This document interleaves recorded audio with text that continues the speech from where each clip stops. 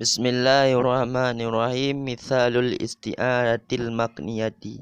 Ansyabatil maniyatu adfaraha bizaidin.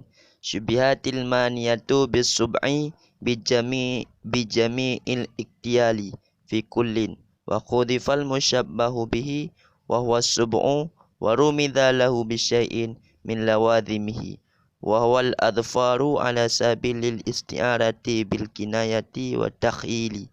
Sumiyat isti'aratan bil kinayati li'annahu khudifal musyabbahu bihi wa dhukiral musyabbahu wa adfaru takhilun. Bismillahirrahmanirrahim.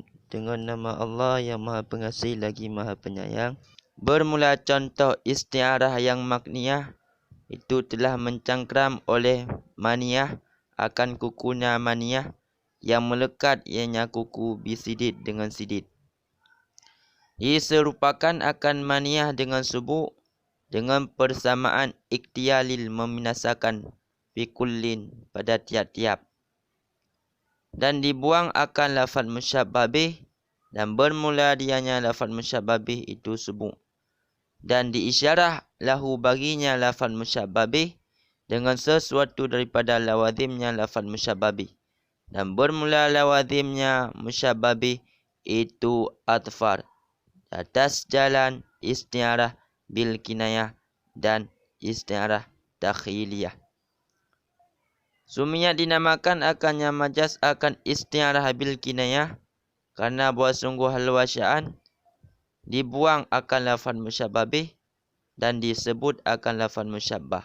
Dan bermula di adfar itu takhilun, hayalan. Bismillahirrahmanirrahim. Dengan nama Allah yang Maha Pengasih lagi Maha Penyayang. Jadi pada kesempatan kali ini kita sama-sama belajar memasuki pembahasan contoh isti'arah makniyah. Contoh isti'arah tasriyah semuanya telah saya jelaskan sebelumnya. Jadi pada kesempatan kali ini kita sama-sama belajar tentang mengenai contoh isti'arah makniyah. Contohnya adalah ansyabatil maniyatu adfaraha. Telah mencangkram oleh maniyah akan kukunya maniyah. Adfar merupakan maf'ul daripada ansyabat. Dikarenakan ansyabat merupakan fa'il yang muta'addi. Maka pada contoh di sini yang terjadi majas adalah pada lafaz maniyah. Kenapa kita mengetahui terjadi majas pada lafaz maniyah? Dikarenakan ada karinah yang karinah menegah daripada menghendaki makna asli. Karinahnya adalah adfar. Dengan kata-kata adfar menunjukkan bahawa pada lafaz maniyah itu bukan maniyah. Pada lafaz maniyah itu telah terjadi isti'arah, telah terjadi peminjaman. Maka dengan kata-kata adfar kita tidak boleh memberi makna asli daripada lafaz maniyah. Harus memberi makna far'i daripada lafaz maniyah iaitu subuh. Kenapa begitu? Dikarenakan kuku tidak ada pada maniyah.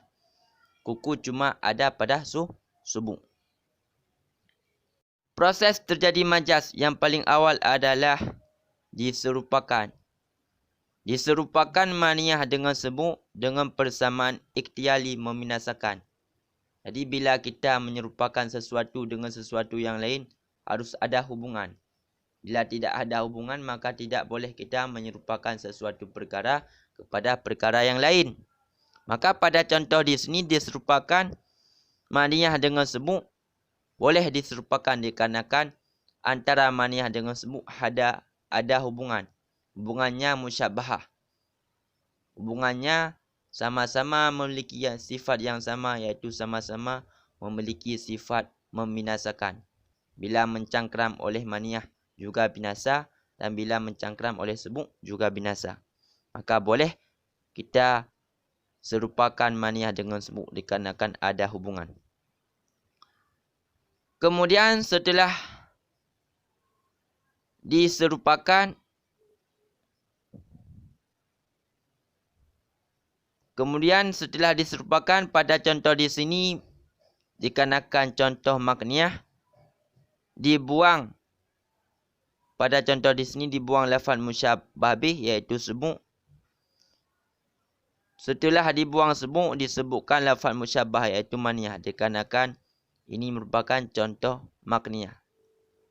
Makniyah dibuang lafaz musyabbah bih, disebutkan lafaz musyabbah.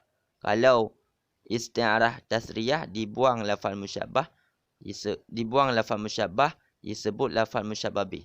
Dikarenakan di sini contoh isti'arah makniyah, dibuang lafaz musyabbah bih, disebut lafaz musyabbah. Setelah dibuang lafaz musyabbah bih, untuk menunjuki pada contoh tersebut ada terjadi majaz, ada terjadi isti'arah, maka disebutkan sesuatu lafaz yang lafaz tersebut cocok kembali kepada musyabbah bih, iaitu adfar. Maka dengan kata-kata adfar merupakan lawazim sekaligus menjadi karinah yang menghendaki daripada tidak boleh kita memberi makna asli daripada lafaz maniyah. Maka dengan kata adfar menunjukkan bahawa pada maniyah tersebut telah terjadi isti'arah. Pada maniyah tersebut bukan maniyah yang hakiki, tapi semu'. Maka contoh di sini dibuat berdasarkan peraturan isti'arah makniyah dan isti'arah dakhiliyah. Maksudnya, setiap ada terjadi majaz isti'arah makniyah, pasti ada terjadi majaz isti'arah dakhiliyah. Ia tidak terpisah. Setiap ada makniyah, pasti ada dakhiliyah. Kenapa pada contoh tersebut, pada lafaz maniyah, dinamakan dengan majaz isti'arah bil kinayah? Dikarenakan pada contoh tersebut yang disebut musyabbah dibuang lafaz musyabbah bih. Bila disebut lafaz musyabbah bih, dibuang lafaz musyabbah, maka itu isti'arah tasriyah. Dikarenakan di sini dibuang lafaz musyabbah bih, disebut lafaz musyabbah, maka dinamakan dengan isti'arah makniyah. Wa adfaru takhilun. Bermula adfar itu hayalan. Maksudnya, dengan menyebutkan adfar, timbullah hayalan dalam pemikiran bahwasanya kuku yang hakikatnya pada semu' juga dimiliki pada maniyah. Wallahu a'lam bishawab, walhamdulillahirabbil alamin.